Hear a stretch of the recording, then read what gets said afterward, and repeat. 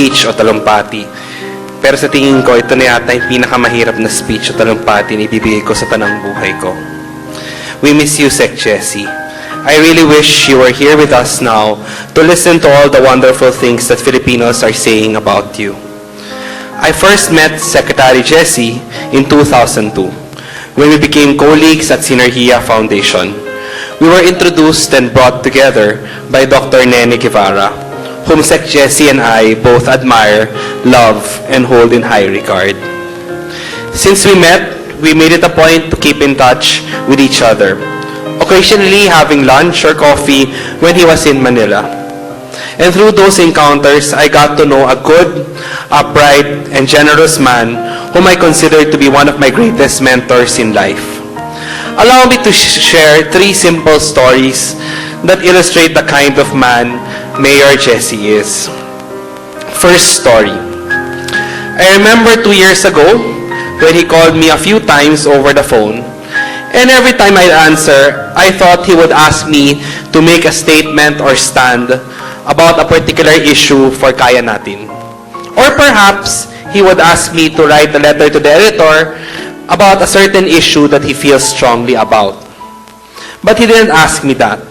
In fact, he asked me for what he calls as a bigger favor. He asked me to look for someone who can help one of his daughters with regard to her mathematics class. He would always end up by saying, "Alam mo naman ang priority ko, Harvey.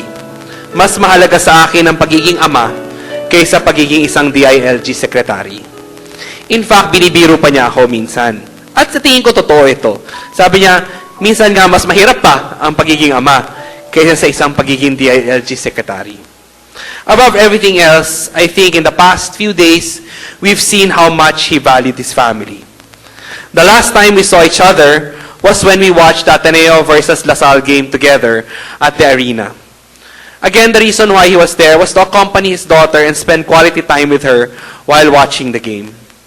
More than anything, he showed all of us that in this time where we see a lot of the children of our political leaders get into all sorts of trouble, he showed us that he can both become a great leader and an even greater father and husband to his wife and 3 daughters.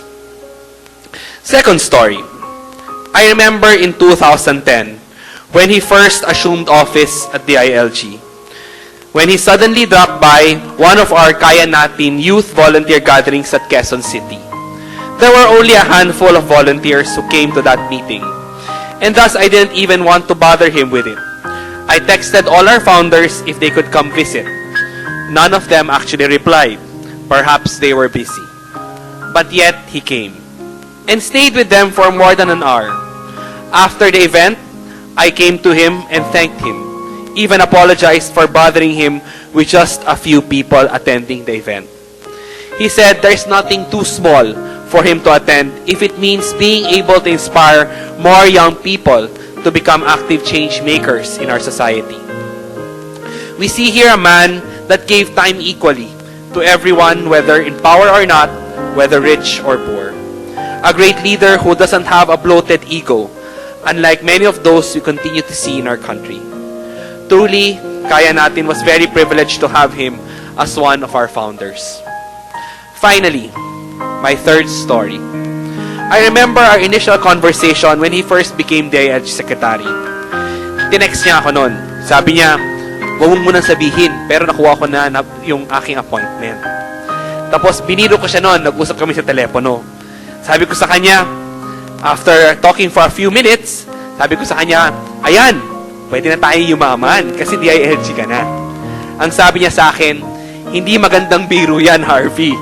Ang tanging kayamanan ko lang ay ang aking malinis na pangalan. Kaya sigurado akong gagawin ko ang lahat para hindi ito madungisan." We see here a leader of unassailable integrity who continued to lead and live a very simple and humble life despite his position and influence.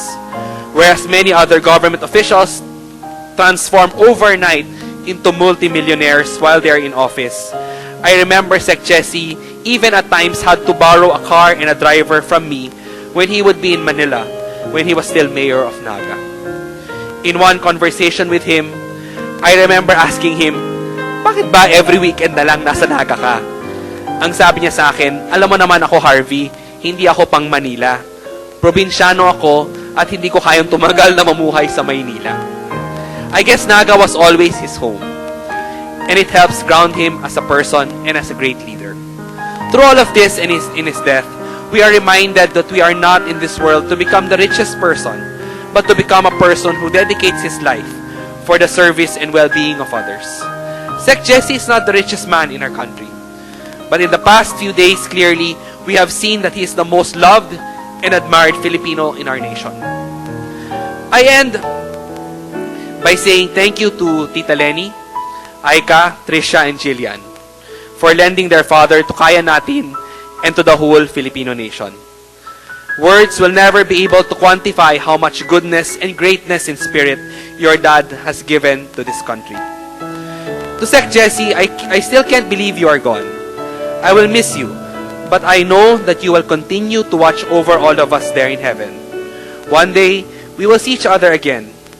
And on that day, I hope to be able to tell you that in my own small way, I was able to live up and live out the legacy that you have left behind.